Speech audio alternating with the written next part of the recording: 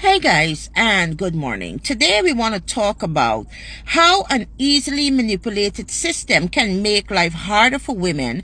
And with all the women rights that we fight for at the end of the day, that there should be some line drawn as to when it comes to corruption, when it comes to corrupting a system or manipulating a system that can work against all that has been fought for the rights and protection of women. Now, I'm going to tell y'all a little story, and this has to do with the Ministry of Housing. Now, I have a cousin that's I wouldn't say in the midst of a divorce, but she is divorced. An order has been passed that has not been carried out as yet. An order has been passed where she got half of the property, where she got half of the belongings of the property.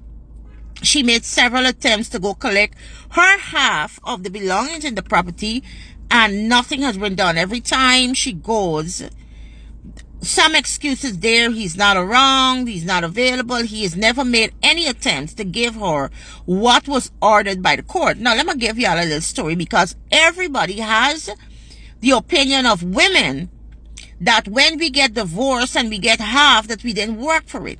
Now, let me tell y'all, my cousin got married to this man at the age of 18, right?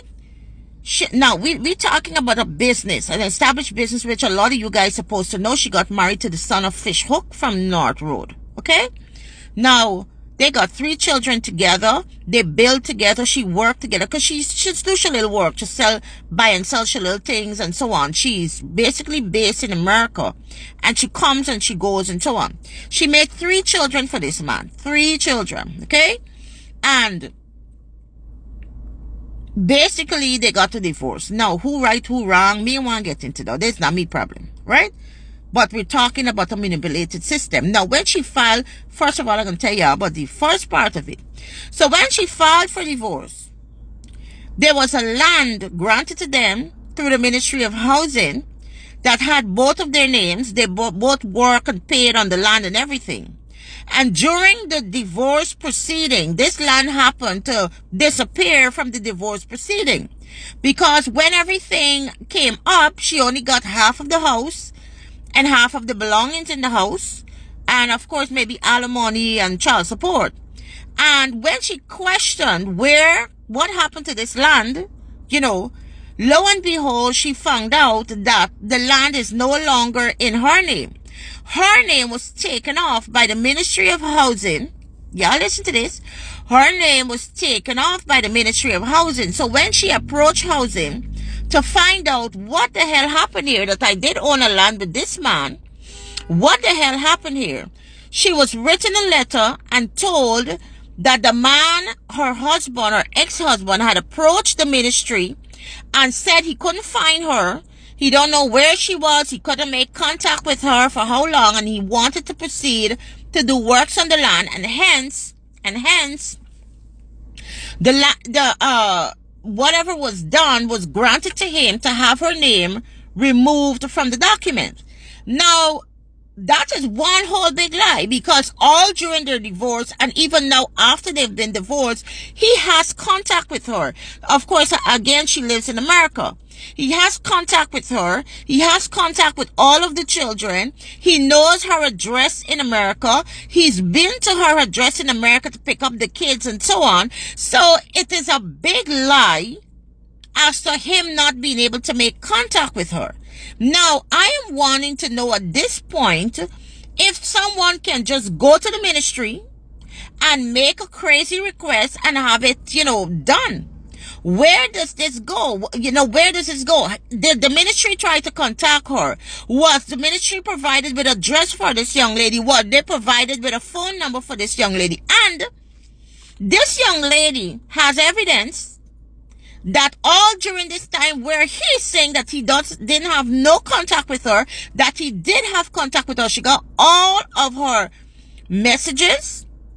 She has all the correspondence via WhatsApp, via phone calls, that he did have contact with her. Now, I am saying to the ministry, of course, I don't want come and say, oh, nobody get paid, nobody get bribed, or whatever. But that is some fuckery right there.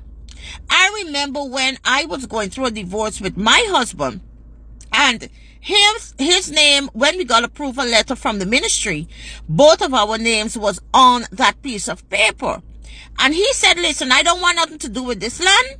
You buy this land. This is your land. I don't want nothing to do with it. And I said, fine. I went to the ministry and I said to them, this is the situation. They said, listen, this man name can't come off this thing like this. This man has to give you a sworn affidavit that he doesn't want anything to do with this land. And hence his name will come off. And thus we abided. And his name came off of the land. He did a sworn affidavit and it was given. He went in with me to the ministry and presented it to them. And his name came off of the document. I pay for my land again, my land, blah, blah, blah. You understand? So I am questioning the ministry in this transaction. How was this young lady's name taken off of this land, of this paper, of this document without any contact? I mean, her husband could have provided her lawyer's detail. He just went through an entire divorce. He know who her lawyers are. He could have presented her lawyer's details. I mean, what investigation did the ministry do to ascertain that this woman could not have been found, like she's lost in the wilderness? Secondly, they have a house now in MacDoom, in you know, a house in from the public road that is supposed to be split evenly. So they were ordered to do a valuation. Our valuation was done, and this house came out to a value of $25 million. A big ass land, a big ass solid house valued at $25 million in what we call a high valued community. The house came out at a value of $25 million. Now, me I do real estate. And I know that house could comfortably be sold for $100 million with the prices that are going now. They're located next to Gaffors. They're located next to all the big fisheries at the back, which means that the house has a very high value. That house could be sold for $100 million. And now, all of a sudden, that house has a value of $25 million. Again, what system was used to value this house? I mean, there are scales. You just don't go and look at the property and tell, well, you know, it looked like it valued $25 million. There's some sort of scale that you would have had to use. Now, I can't forget also that the valuation office, I think somebody was charged the other day for undervaluing properties. Somebody was charged the other day for undervaluing properties, and I'm thinking, you know, I think some scunt went on here. So in that whole story, something don't seem right to me, that in a high valued community, a house is placed at a value of $25 million. Well, you know what me tell she? Me tell she, all right, as he's saying, or as they're saying that the house is worth $25 million, let you give he share. Let you give he the 12.5 and you keep the house for yourself. Well, we hoping to hear that he agrees with it. Because if he can agree that his house is worth $25 million on the market today, then he should comfortably agree to take the 12.5 and well leave the house with his wife. Anyway, we know what's stopping this lion. We know what he's gonna do and we not gonna fucking do. But anyway, we wanna talk about, you know, the system. I mean, I can't openly come and blame the government for everything, but the government cannot see everything and cannot do everything, but they have to put systems in place to stamp out corruption within their ministries. I mean, they have to put systems in place. You see these little hustle and these little things what going on here, there, and everywhere. Gonna make the government look bad at the end of the day, because you don't hear, oh, Tom Dick from housing is a scamp. Tom Dick from housing doing a set of runnings. You're gonna hear the PPP government. So I am urging the government to look into these matters and make the laws very strict for persons found guilty of corruptions within the ministry. And I'm gonna tell you something. When you see y'all put laws in place, it's gonna stop. It is going to stop. Y'all take what I'm telling y'all. Anyway, guys, we're out of time. Have a great day, and please, we're looking forward to the ministry to launch an immediate investigation. Thank you.